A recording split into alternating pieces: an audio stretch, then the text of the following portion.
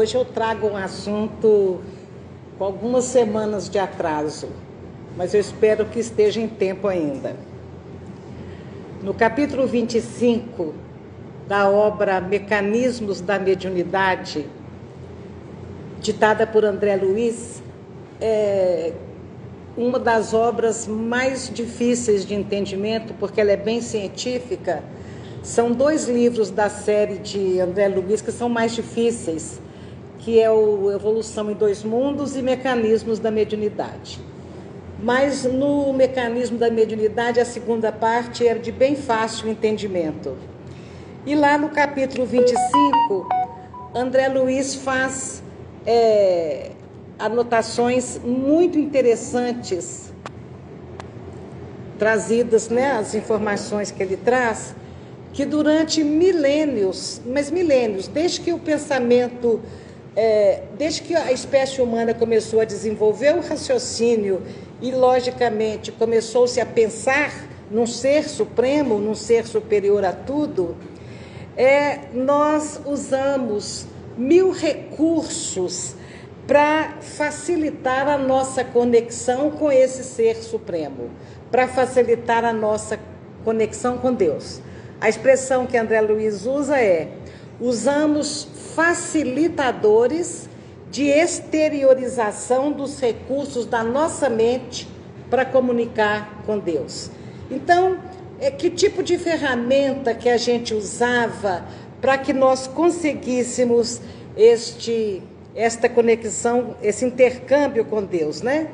E eles explicam que desde os rituais mais primitivos do homem da caverna até os cânticos mais sublimes dos templos religiosos de hoje,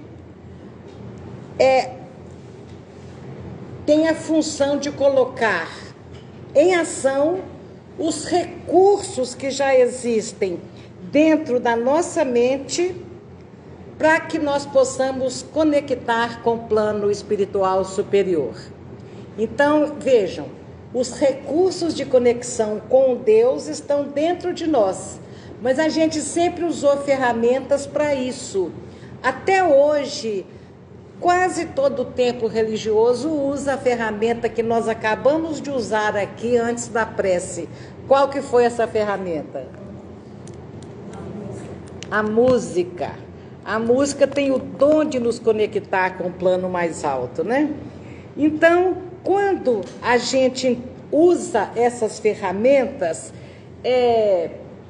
são várias. Algumas a humanidade já abandonou há muito tempo, outras continuam até hoje, tal qual a música. Algumas religiões ainda continuam com talismãs, altares, vestes diferentes, paramentos, perfumes, rituais, velas. Então a pessoa quer orar, ela precisa de acender uma vela, porque ela precisa de materializar de alguma forma o seu desejo de luz. Se ela estiver dentro de um templo religioso belíssimo, com seus altares belíssimos, isso também é um convite, né? Você já entra dentro de uma igreja católica, por exemplo, e você entra caladinho. Por que vocês entram aqui conversando? Porque aqui não tem um altar para olhar, não tem uma imagem bonita. A gente espera que já tenhamos todos os recursos de transcendência sem precisar de estar vendo o que está acontecendo no plano espiritual, para a gente acreditar que já está acontecendo alguma coisa no plano espiritual, né? Então a gente usa essas ferramentas, porque o que elas fazem? Elas produzem em nós ondas mentais de conexão e eleva o nosso padrão mental.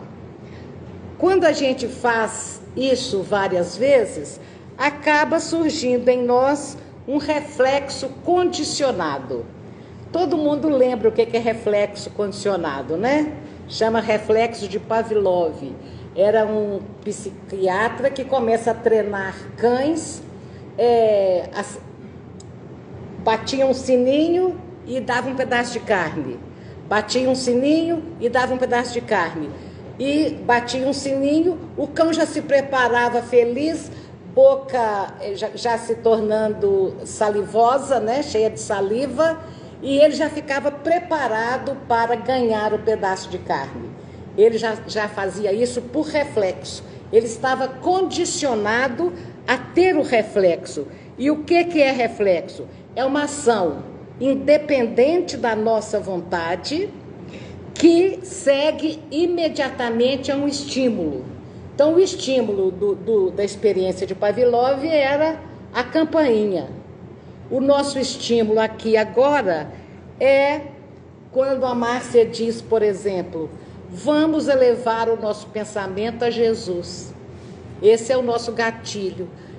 Isso aí já todo mundo já se predispõe à prece. E quando a pessoa se predispõe à prece, e a prece é fundamental, que bom que os nossos reflexos condicionados sejam sempre pela prece, a nossa mente, a mente de todos nós aqui, se une, centraliza na oração que está ouvindo.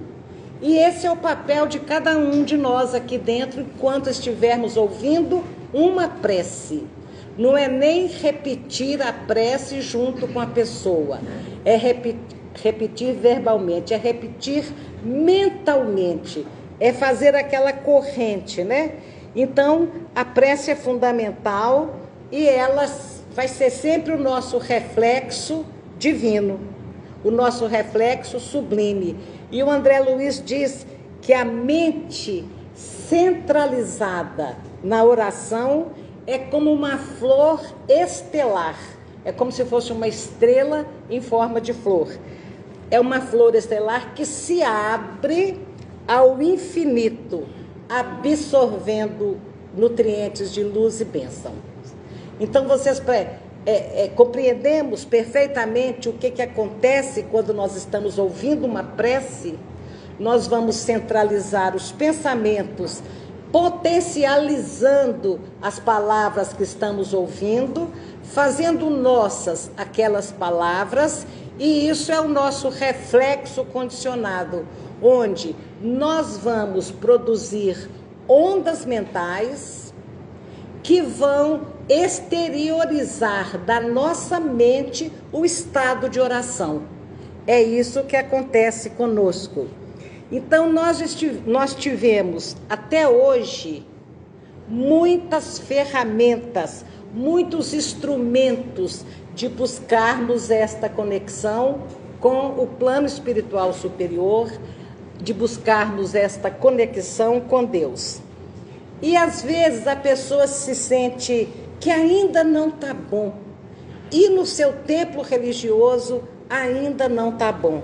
Então a pessoa faz romaria, a pessoa vai longe, ela viaja além mar para encontrar a sintonia divina numa experiência que os autores chamam de místico-religiosa. Nós espíritas vamos a Uberaba, vamos a Sacramento, onde viveu um grande espírita, vamos... os de longe vêm a Pedro Leopoldo buscar aqui a conexão com o plano espiritual superior, e quando eles entram aqui, eles falam, não é que aqui tem mesmo uma aura sublime? Então a gente faz romaria. Os mais endinheirados vão a Paris para conhecer os caminhos de Allan Kardec na época da codificação da doutrina. Milhares e milhares todos os anos vão a Jerusalém para poder rever os passos de Jesus, vão à Grécia, na Síria, para rever os passos de Paulo. Então a gente vai lá longe para nos abastecermos das vibrações de ambientes que nós julgamos sagrados. Esses lugares, quando a gente vai a um lugar, as pessoas depois ligam para aqui, mandam e-mail dizendo, nossa, quando eu entrei aí, eu senti diferença. Eu senti uma força, eu senti uma fé. eu senti a presença divina aí dentro. As pessoas dizem isso. E nós saímos daqui e vamos buscar isso em outro lugar. Em todo templo de oração que nós entrarmos, nós temos este convite, né? Este indutor. E é esse indutor que vai criar em nós as vibrações necessárias dos nossos pensamentos. Mas acontece que todas as ferramentas utilizadas até hoje, que elas foram? Ferramentas para tirar de dentro da nossa mente o recurso de conexão. Percebem? A música aqui de antes, todas as ferramentas usadas até hoje é para tirar dentro de nós esses recursos de conexão. Mas nós estamos aprendendo na doutrina espírita, e tenho certeza que em várias outras expressões religiosas, que a força da criação, da conexão com o sagrado, com o divino, está em nós. Então, enquanto você varre o passeio da sua casa, enquanto você dirige para o trabalho, enquanto você faz qualquer atividade durante o dia, você pode estabelecer essa conexão com o alto pela força da sua vontade de elevar o seu pensamento a Deus e de elevar o pensamento a Jesus. E isto é esperando que todos já tenhamos a condição de, por meio do pensamento abstrato, conseguir elevar o padrão vibratório. É o que a gente comentava aqui no princípio. Se você entra dentro de uma igreja, os altares são lindos, todo o ambiente é muito iluminado, e isso você vê que você está num lugar sagrado. Você entra num salão tão simples, que não tem absolutamente nada, é preciso de já termos condições de ver com os olhos do Espírito, que aqui é um ambiente sagrado, sem nenhum enfeite, sem nenhum paramento, sem nenhum ritual. Diante do tanto avanço científico, tecnológico, nós não podemos continuar tratando a nossa religiosidade conforme aprendemos lá na Idade Média. Nós precisamos, a cada dia, toda a preleção de Eusébio, que a gente comentou aqui durante 3 ou 4 semanas, nos levava a um convite de ampliar realmente os nossos conceitos, de entendermos de uma vez por todas que a nossa fé é raciocinada e que nós queremos, para a base da nossa fé, algo realmente profundo, algo lógico, algo real, algo sensato. Teorias estranhas não cabem mais dentro dos fundamentos de nenhuma religião. Mas muitos se prendem ainda a fundamentos totalmente ultrapassados, porque não querem pensar nisso e querem continuar crendo no que sempre creram. Mesmo, por exemplo, que desenvolvamos o nosso raciocínio e passamos a considerar que Deus é um pai muito melhor do que o pai da terra, e se o pai da terra não condena eternamente um filho pelo erro, pelo pecado, por que Deus faria isso jogando o filho dele no inferno para sempre? Isso é inadmissível diante da ideia que já aprendemos a fazer de Deus. E, no entanto, muita gente ainda continua acreditando num Deus que manda para o céu pela graça e manda para o inferno pela pirraça. Então, realmente, a gente não consegue mais ficar parado dentro dessas crenças limitantes. Então, em 1954, Chico Xavier faz uma entrevista sensacional para a revista Legião da Boa Vontade, na época ainda dirigida pelo presidente da Legião da Boa Vontade no Brasil, que era Osírio Zarur, ele vem a Pedro Leopoldo, entrevista o Chico e eu aconselho vocês a baterem na internet e capturar essa entrevista, porque o Chico dá uma abertura nos horizontes do que seja o nosso processo religioso, e ele fala que toda a humanidade está caminhando para a religião cósmica. Não é a religião espírita, não é a católica, não é a evangélica, não é o budismo, que não é religião, é uma seita, não é o judaísmo, que é uma religião, não é o taoísmo, que é uma seita. Todo mundo que tem esse sectarismo religioso, a tendência dele é acabar. E nós estamos caminhando para uma religião cósmica, que é a religião do amor e da sabedoria, onde todos nós vamos aprender sobre o amor e sobre a sabedoria. E essa religião cósmica, ela vem cortando, inclusive, coisas da nossa própria religião aqui. Por exemplo, nós somos tribais. Eu achei interessante quando os historiadores nos explicam isso. Nós somos tribais. Eu nasci no Oriente Médio, então a minha tribo cultua o Deus Alá. Eu nasci numa família que temos determinada religião, que acreditamos no Deus que designa os seus filhos para o céu e para o inferno. Eu sou dessa religião. Os outros dizem, eu sou da religião que acredita naquele Deus literal do Velho Testamento e o meu Deus é Jeová. E a gente, por nossa vez, eu sou espírita, eu acredito num Deus assim, assim, assim e assado. Eu frequento tal centro, então eu sou espírita. Nós já vimos que, pelo fato de frequentarmos uma casa espírita, não nos torna totalmente espíritas, né? Nós somos simpatizantes e estamos conhecendo a doutrina. Espíritas, muitos de nós já nos tornamos quando descobrimos que ser espírita é se esforçar a cada dia para ser uma pessoa melhor, combatendo as próprias imperfeições.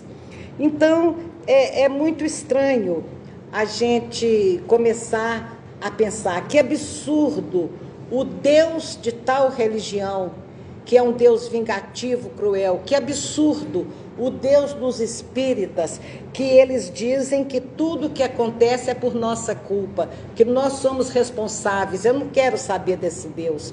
Um dia uma pessoa muito inteligente, um amigo que eu tinha, já partiu, muito inteligente, ele disse, meu filho agora é espírita. Ele lê livros espíritas e ele se tornou uma pessoa até mais tranquila. E eu então fui ler o livro espírita também e cheguei lá, achei um absurdo que nós estamos em evolução, vê se pode.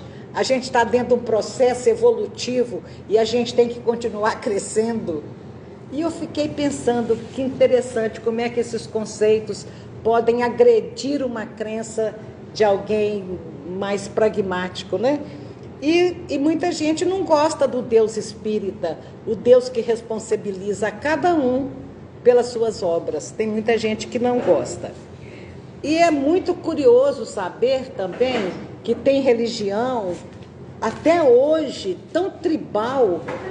A minha tribo pensa desse jeito, então eu não quero nem conversa com você. A minha tribo pensa desse jeito, então dessa tribo aqui não pode casar com gente daquela tribo de lá. A gente pensa de tal e tal e tal forma, e na nossa igreja a gente aprendeu que nós não devemos relacionar com pessoas de outras religiões. Então, que Deus é esse que a gente está cultivando e cultuando, né? Até hoje tem esse Deus tribal de uma religião tribal, mas à medida que todo mundo for tendo melhor compreensão de Deus, todo mundo vai conseguir ir vendo Deus mais ou menos da mesma forma, e o respeito vai ser natural pela expressão religiosa do outro. Porque imagina, depois que a gente teve acesso ao conhecimento do tamanho do universo. Depois que a mecânica quântica nos acena com a possibilidade da existência dos multiversos, nós ficamos imaginando que esse mundão de meu Deus é muito maior do que a gente imagina e que nós somos habitantes de um planetinha pequenininho que gira em torno de uma estrela que é um sol maravilhoso para nós, mas é uma estrelinha de quinta grandeza. Tem 4 tipos de estrelas maiores do que o Sol. Igual ao Sol, tem 1.500 estrelas. Na época que eu estudei isso, deve ter descoberto muito mais. Então, como é que a gente pode imaginar que um planetazinho que vive numa galáxia pequena, no universo que tem mais de 200 milhões de galáxias, como é que a gente pode imaginar que conhecemos esse Deus, que entendemos esse Deus, que o Deus da nossa religião, pela nossa maneira de enxergar, é o Deus só da nossa religião. Então é preciso que a gente vá ampliando os nossos horizontes para entender a religião de Deus qual é, porque Jesus não teve nenhuma religião. É estranho dizer isso, né? Jesus, ele tinha a religião judaica. Depois ele traz a sua mensagem e essa mensagem se chama cristianismo. Jesus era cristão, né? Ele era o próprio fundador do cristianismo, né? E a gente vai tentando entender que neste planetazinho veio o maior espírito que Deus podia enviar para a Terra. Nós temos que respeitar o nosso passado, de todas as ferramentas e rituais que nós, enquanto humanidade, já usamos até hoje, e respeitar as expressões religiosas de todos os nossos irmãos que ainda não têm condição de um pensamento abstrato para perceber, para estabelecer uma conexão divina. Nós temos que entender que cada consciência que buscou a religiosidade até hoje fez dentro da sua condição de entendimento, da sua condição evolutiva. Cada um conectou com o sagrado, com o divino, com Deus, com o plano espiritual superior, da maneira com que foi capaz de se conectar. E o progresso está aí. Nós estamos respeitando ainda a quantidade de rituais que ainda existem em todas as religiões, mas nós precisamos de, no mínimo, entender pelo menos um pouco melhor esses rituais. Nós não trouxemos isso na época certa, porque agora eu quero falar, por exemplo, dos rituais da Semana Santa. A Semana Santa, onde a gente vê Jesus ser apresentado como o Salvador, como o Cordeiro de Deus que tira os pecados do mundo. Assim, ele é apresentado numa terminologia clássica. E sim, ele é o Cordeiro de Deus. E sim, ele tira os pecados do mundo. Mas não no sentido de que o sangue que ele derramou na cruz apagou todos os meus pecados, o seu pecado. Apagou os pecados de todo mundo. Não foi assim que aconteceu. Então, nós respeitamos essas crenças da Semana Santa, mas nós não seguimos esses rituais. Não existe uma celebração especial de uma Páscoa espírita. Não existe. A Páscoa não começou com Jesus sendo crucificado. A Páscoa não começou com Moisés quando ele retira o povo hebreu do Egito e atravessa o Mar Vermelho buscando Canaã, a terra prometida, buscando a libertação. Isso que todos os judeus comemoram até hoje. Essa passagem pelo Mar Vermelho que levou os israelitas escravizados no Egito à libertação. E, na verdade, a Páscoa não começa, não é aí. A Páscoa, na verdade, ela começa, era uma festa dos pastores nômades. Quem assistiu o Testamento de Moisés, uma série do Netflix de 3 episódios? Nem você, Andrei, que sempre descobre as melhores séries e sugere? Vale a pena assistir, porque ela está historicamente muito bem colocada, com a visão de 3 historiadores diferentes, e um até contradiz o outro, mas é uma espécie de um docudrama, né? Um documentário muito bem feito. Inclusive, quando eu já tinha preparado este tema, quando eu assisti a série, e foi realmente enriquecedora para nós. O que acontece? Tinha os pastores nômades. O povo andava pelo deserto, né? Armava suas tendas. E eles celebravam uma festa que era a entrada da primavera. Quando chegava a primavera, era a festa da Páscoa.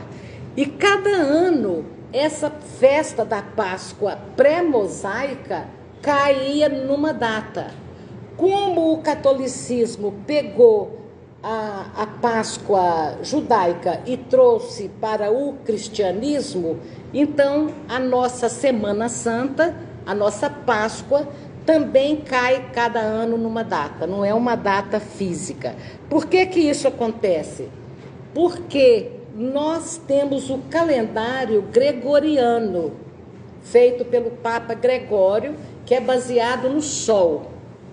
Mas o calendário desses pastores nômades hebreus era um calendário lunisolar, ou então só da Lua, baseando na Lua. Por que eles basearam na Lua para fazer o calendário, em vez de um dia de sol, 28 dias do período da Lua? Porque o deserto é tão quente, que na sombra dá 60 graus. Imagina no sol. Então, muitas das atividades desses pastores eram realizadas à noite. Então, nada mais lógico para eles do que basear o calendário deles no ciclo da Lua. Então, a chegada da primavera, essa festa, era sempre marcada após o solstício de verão, que é, então, onde deve cair o domingo de Páscoa. Então, depois da lua cheia, da primeira lua cheia, você conta 3 semanas que dá o domingo de Páscoa. Por isso que é cada dia uma data. Então, os judeus estavam cativos no Egito e eles se adaptaram bem a todo o sofrimento de escravidão, e eles se adaptaram bem, eles começaram a multiplicar-se. Eles tinham muitos filhos. E o faraó, temendo que eles iam acabar por dominar o Egito, ele então ordenou o assassinato de todos os primogênitos dos hebreus. Então, todo filho mais velho de uma família de hebreus que estavam escravizados no Egito foram assassinados. E é nesse momento de sofrimento, onde a guarda do faraó passava nas casas matando todos os primogênitos, é que surge Moisés. Que tinha morado no Egito, mas tinha fugido de lá. Então ele volta para o Egito, porque ele escuta a voz de Deus: vai, meu povo está sofrendo, vai libertar o meu povo.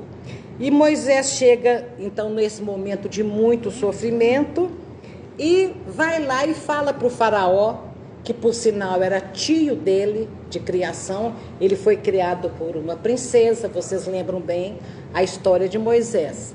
O tio dele de criação era o faraó. Então ele chega no palácio do faraó e fala: eu vim aqui te pedir permissão para levar todo o povo hebreu embora. Nós vamos procurar a terra prometida. Nós vamos voltar para a nossa Canaã. E o faraó não autoriza a saída dos escravos. Então, Moisés começa a ver a sarça ardente, que era um fogo, e daquele fogo saía uma voz que ele acreditava ser de Deus, e essa voz ia orientando Moisés: não, pode ficar, eu vou punir o faraó. Eu vou punir o faraó quando ele tiver se dobrado no orgulho, ele vai autorizar a saída do povo hebreu. E começa a jogar as pragas sobre o Egito. Então vem o gafanhoto e mata toda a vegetação. O povo egípcio começa a sentir fome, mas a plantação dos hebreus não sofria dano. Depois vem uma outra praga e mata todo o gado, não fica um animal vivo, nenhum animal vivo, nem cordeiro, nem galinha, nem porco, nada. Mata tudo, dos egípcios. Dos hebreus ficava todo mundo lá com seu porquinho, seu boizinho. Então tudo que acontecia com o povo do Egito, porque Deus queria fazer com que o povo sofresse de uma que se rebelasse contra o faraó, e o faraó dissesse: pode levar os hebreus embora. Mas nada fazia o faraó, e Deus continuava prometendo 1000 pragas em cima deles. Então as pessoas começaram a questionar isso.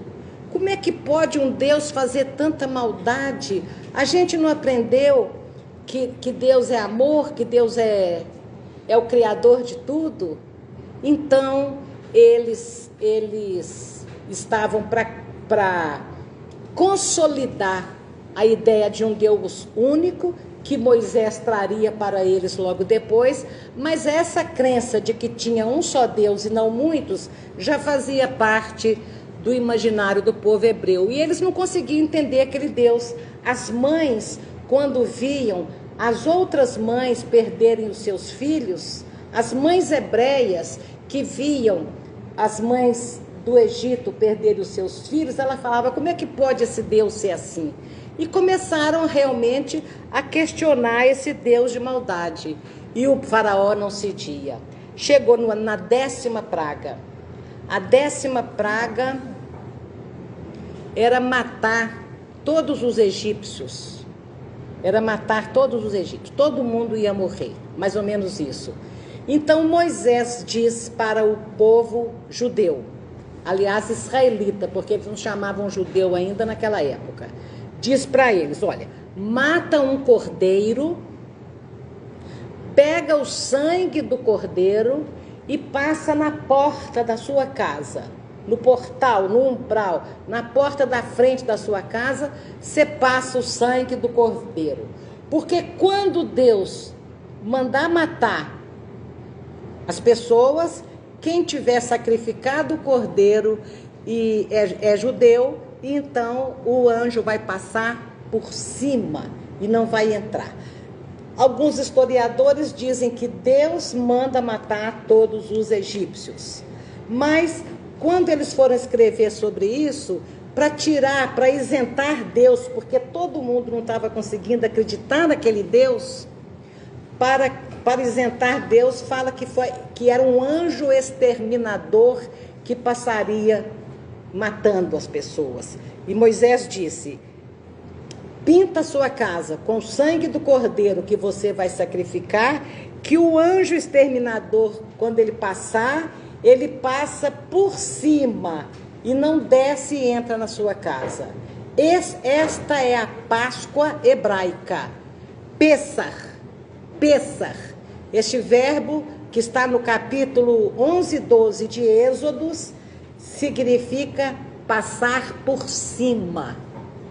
Passar por cima. Então o anjo exterminador passava por cima, matou um tanto de gente no Egito, esse anjo exterminador, mas os hebreus foram salvos pelo sangue do cordeiro pintado na porta deles. Esta é a Páscoa hebraica. O judaísmo, o cristianismo adotou essa festa judaica.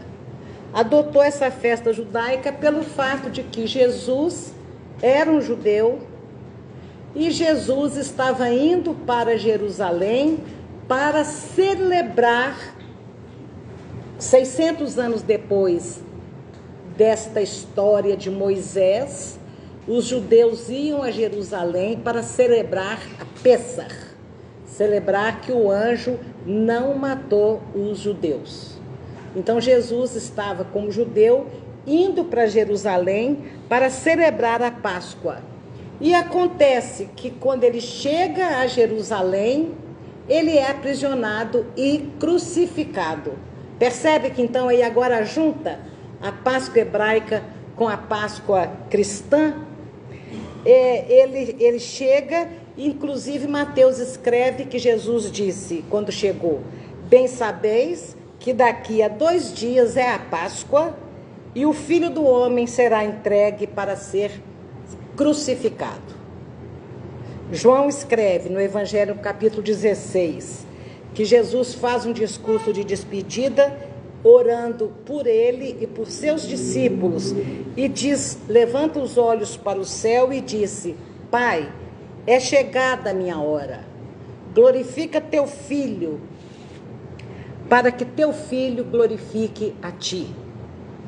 E depois Jesus ainda faz um terceiro discurso de despedida, dizendo: Pai, eu quero que onde eu estiver, todo o meu povo esteja, para que eles vejam a minha glória, para que eles vejam a glória que o Senhor me concedeu, porque o Senhor me amou antes da criação do mundo. Então aqui é um gancho muito interessante, porque nós espíritas também acreditamos que Jesus foi o enviado de Deus. Antes do planeta Terra ser criado, ele ajuda na criação do planeta, ele é um co-criador deste planeta, e ele é então o governador espiritual de todo o planeta. E toda a humanidade terrestre é o povo que Deus entregou para Jesus, para que ele guiasse, para que ele cuidasse, para que ele salvasse. De modo que os judeus celebram na Páscoa a saída do Egito, os católicos celebram a paixão de Cristo, o sofrimento na cruz, e nós celebramos a ressurreição, mas sem nenhum ritual. O Espiritismo faz uma leitura do ponto de vista simbólico de todos os acontecimentos, e não de um ponto de vista literal. Então, simbolicamente, Moisés liberta o povo do jugo do faraó. E simbolicamente, não, realmente, Moisés liberta o povo do jugo do faraó, da escravidão. E para nós vamos usar as reflexões da Páscoa para nos libertarmos de um faraó que existe dentro de nós, personalizado no nosso orgulho, na nossa vaidade, na nossa arrogância. Então, Cristo traz essa libertação para uma vida plena, uma vitória que nós devemos usar a Páscoa para refletirmos em torno das nossas imperfeições, que elas são passíveis de ser educadas. Então, trazendo a Páscoa judaica para o conceito espírita, nós estamos falando não de uma libertação de um cativeiro real, mas da libertação de um cativeiro espiritual, onde nós nos prendemos aos nossos limites, à nossa velha maneira de ser, onde nós nos acomodamos sem estabelecer para a nossa vida o propósito de mudança e de melhoria. E é interessante que quando Jesus chega no povo judaico como libertador, todo mundo esperava que ele fosse o libertador igual Moisés foi. Moisés pegou todo mundo e levou embora, libertando do jugo do faraó. E todos esperavam que Jesus fizesse o mesmo naquela época onde quem escravizava era o Império Romano, que Jesus tivesse uma libertação de todos os judeus do jugo do Império Romano. E Jesus não estabelece, ele não luta para esta libertação. Ele chega, desenvolve a sua missão, encontrando os judeus escravos do Império Romano, e ele vai embora, ele ressuscita, deixando os judeus na mesma situação. A libertação deveria vir mais tarde. Então, a Páscoa cristã, a Semana Santa, por exemplo, a católica, nós respeitamos profundamente a expressão religiosa. Nós estamos aqui numa reunião mediúnica na quarta-feira da Semana Santa, né? E vários espíritos em sofrimento se comunicando, e nós com oração, com uma música baixinho, tentando conversar com eles, e passou a procissão na rua, cantando uma música maravilhosa. Eu não sei se era uma música techno e que o povo cantava junto, mas o ambiente espiritual foi tão maravilhoso que alcançou aos espíritos que estavam comunicando. Então é uma coisa maravilhosa de se ver as pessoas orando pela rua fora, distribuindo luzes por todo lugar. É claro que nós respeitamos profundamente isso, mas nós não concordamos, por exemplo, com o ritual de malhar o Judas. Se todas as cidades que têm quadro vivo da Semana Santa continua malhando Judas, embora nós saibamos que 2000 anos depois Jesus perdoou Judas imediatamente, e 2000 anos depois o espírito que foi Judas já se redimiu há séculos e já trabalha há séculos na seara do Mestre. E o fervor com que os nossos irmãos comemoram essa data, com todo respeito que nós tenhamos, para nós tem uma conceituação bem diferente. Porque imagina que existe até a Páscoa capitalista, onde coelho bota ovo de chocolate. A gente tem que repensar realmente esse sentido dessa Páscoa, o que seja, né? Então a Páscoa é importante para a grande maioria dos cristãos. A Páscoa é importante porque Jesus morreu na cruz para nos salvar. O ponto alto da Semana Santa é a sexta-feira da Paixão, porque o sangue de Cristo lavou todos os pecados do mundo. Então ninguém mais é pecador. Tirou o sofrimento do mundo, então ninguém mais vai sofrer. Isso aconteceu? Não. Então o entendimento precisa de ser bem diferenciado para a gente compreender realmente que salvação é essa que Jesus trouxe. Por quê? Nós acreditamos que Ele é o Salvador. Para nós, Ele é o Salvador. Mas se nós lançarmos olhos sobre a mensagem que Ele trouxe. Porque não basta eu dizer, eu aceito Cristo, Ele é meu Salvador. Então Ele tirou meus pecados, Ele tirou meu sofrimento. Eu aceito Cristo porque Ele é meu Salvador, porque Ele me ensinou como me libertar dos meus pecados, porque Ele me ensinou como melhorar os meus sentimentos, porque Ele me ensinou que a cada um segundo as suas obras, e no momento que eu me reajustar com o meu passado, com as obras que eu tive, eu vou estar salva. Percebem a diferença? E ninguém quer saber disso. Muita gente não quer saber disso. quer saber que pela graça o sangue do Cordeiro vai te salvar, vai tirar os pecados, os seus pecados todos. Então, Jesus, para o Espiritismo, ele é o Salvador, sim, porque ele é o modelo do comportamento ideal, porque ele é a alma mais elevada e pura que já transitou pela terra, porque ele trouxe uma mensagem salvadora, ele trouxe a semente e plantou em nós, para que nós nos salvássemos.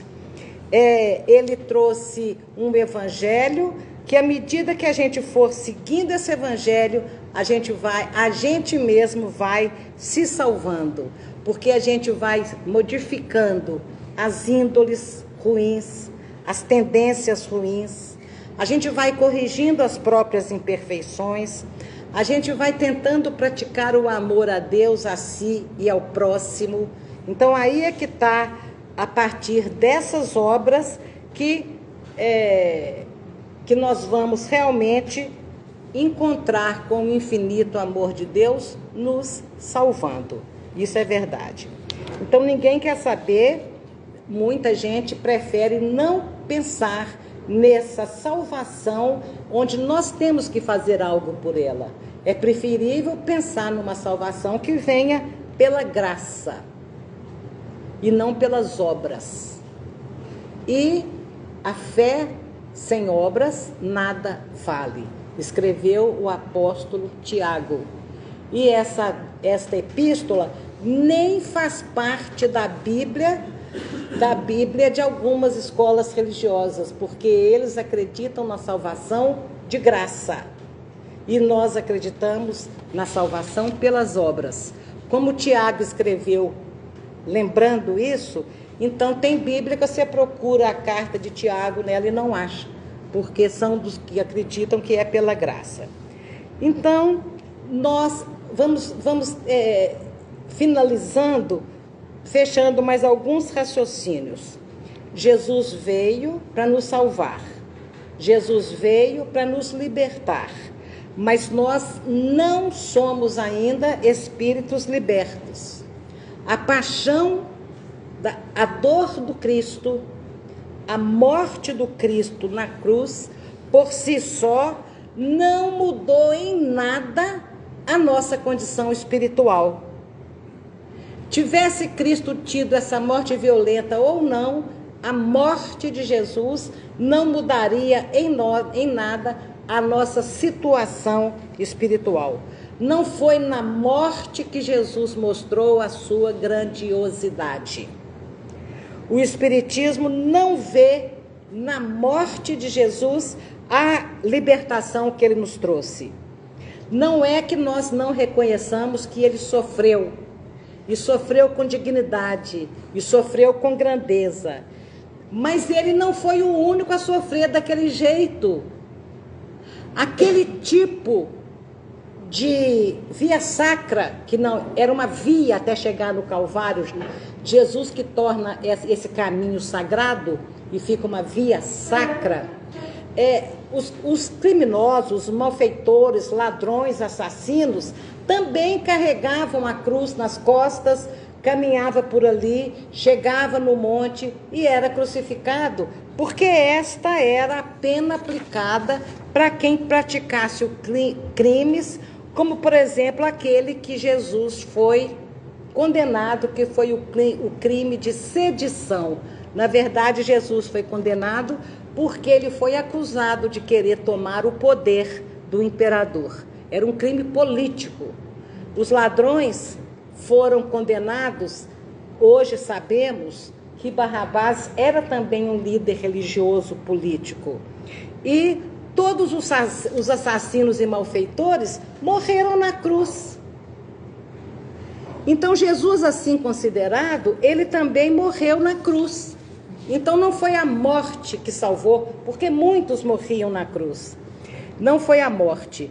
Jesus, ele nos salva quando ele ressuscita.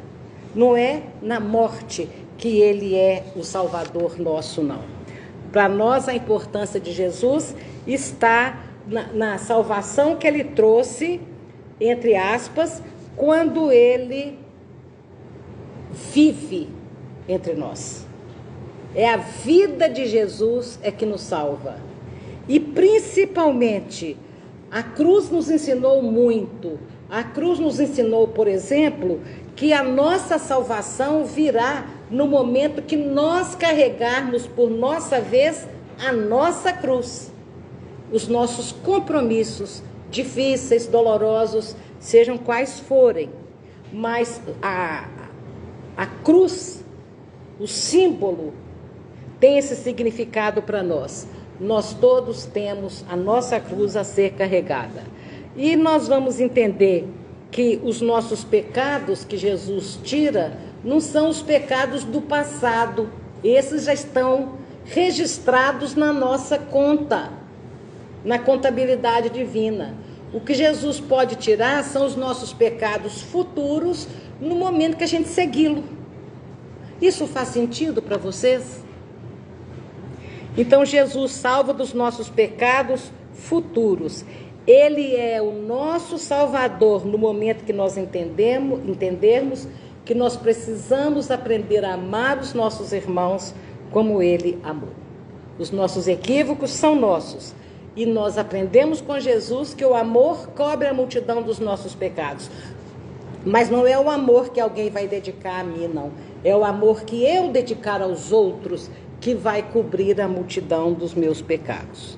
Então, o ponto alto da nossa Semana Santa, sem uma celebração especial, é aquele domingo de manhã, não entre o crucifixo ensanguentado, mas num jardim lindo, onde se encontrou um túmulo vazio e flores e perfume para todo lado. Ali é o ponto alto da nossa Páscoa. Ali estava Jesus no esplendor da sua ressurreição. Ali nós vamos então parar para meditar, para orar, para fazer até jejum se quiser. Mas o jejum, Jesus disse que o que nos emporcalha não é o que entra pela nossa boca, mas o que sai da nossa boca. Então nós podemos pensar nessa Páscoa, nessa ressurreição, no que realmente que ela significou para nós. A ressurreição, naquela época de Jesus indo a Jerusalém para comemorar a Páscoa hebraica, era silêncio, jejum e oração, porque eles lembravam que a Páscoa hebraica com o sangue do Cordeiro ocorre no momento em que os irmãos do Egito estavam todos em intenso sofrimento. E ver o sofrimento do povo egípcio, os hebreus vendo o sofrimento do povo do Egito, não teve coragem de celebrar que o anjo não passou matando todo mundo da casa deles, celebrar com alegria, com festa, com música. Eles iam celebrar com prece, com meditação, com contrição. É esse o sentido da Páscoa até hoje. E que nós podemos, com certeza, também valorizar a ressurreição do Mestre, mas aproveitar para o recolhimento, para a contrição, para a meditação, para a prece. E principalmente pensarmos na alegria, porque quando Jesus ressuscita, ele mostra toda a autoridade moral que ele tinha por todos os outros profetas que jamais nenhum havia ressuscitado. Ele coroa todos os ensinamentos que ele trouxe como verdade no momento que ele ressurge do túmulo. E principalmente ele mata a morte. O sepulcro vazio nos ensina que a morte não existe. E o que nós podemos aprender sobre isso, o que um coração enlutado pode pensar sobre isso, que a morte não existe e que as pessoas que nós amamos continuam vivas num outro mundo, nos aguardando. Isso é uma mensagem que a ressurreição trouxe, uma mensagem linda. O Espiritismo desceu Jesus da cruz. Que nós, então, carreguemos a nossa com dificuldade, com todo o sacrifício, com toda a dificuldade, mas sabendo que Jesus vai nos salvar no momento que nós seguirmos a caminhada dele.